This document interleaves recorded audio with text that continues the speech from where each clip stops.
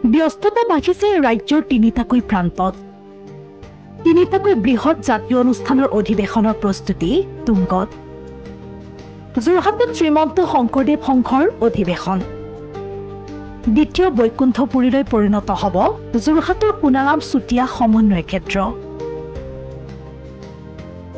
আনফালে সাহিত্য সভাৰ অধিৱেশনক লৈ পাঠশালাত উখল মাখল পৰিৱেশ।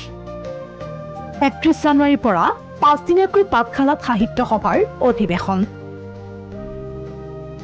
৬ ফেব্ৰুৱাৰীৰ পৰা ৯ ফেব্ৰুৱাৰীলৈকে ৪দিনীয়া বৰ্ণাঢ্য কাৰ্যসূচীৰে শ্ৰীমন্ত শংকৰ সংঘৰ ৯৪ সংখ্যক বাৰ্ষিক অধিৱেশন।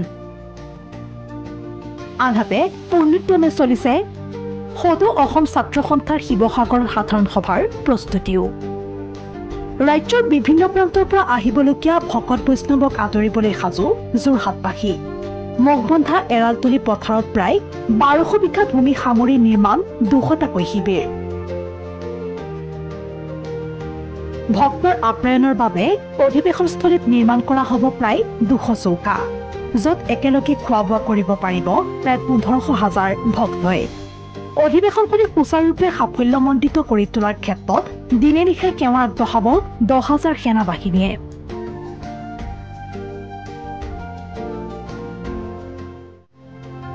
ইফালে উদুলি মুদুলি পাঠশালাৰ ভট্টদেৱ ক্ষেত্ৰ। ৩১ জানুৱাৰীৰ পৰা অনুষ্ঠিত হ'বলগীয়া অসম সাহিত্য সভাৰ সপ্ততিতম দ্বিবাৰ্ষিক পাঠশালা অধিৱেশনক লৈ চলিছে পূৰ্ণ প্ৰস্তুতি। প্ৰথমবাৰলৈ অসম সাহিত্য সভাত বাণিজ্য মেলাৰ পৰিৱৰ্তে বিজ্ঞান মেলা।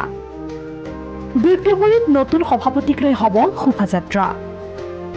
গঠন কৰা হৈছে ৫৫খনকৈ কমিটি। গ্ৰন্থমেলা শুৱনি কৰিব প্ৰায় ২৮৮খন গ্ৰন্থ বিপণীয়ে। গিনিজ বুকত অন্তৰ্ভুক্তৰ বাবে নিৰ্মাণ হৈছে এটা বৃহৎ জাপিও।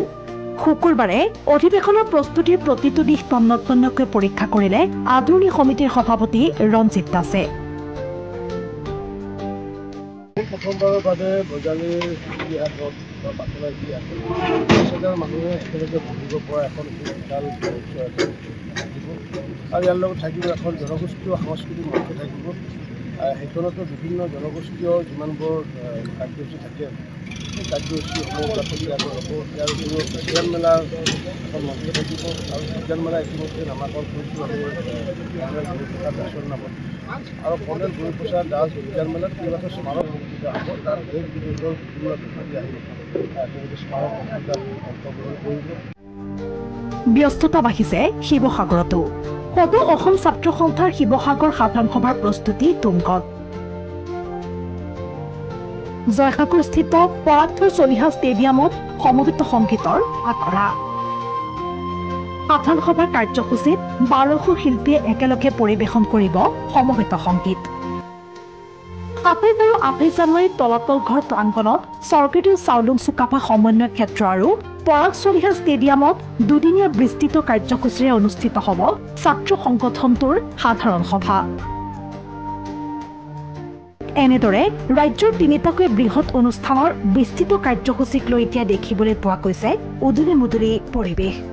Bureau report.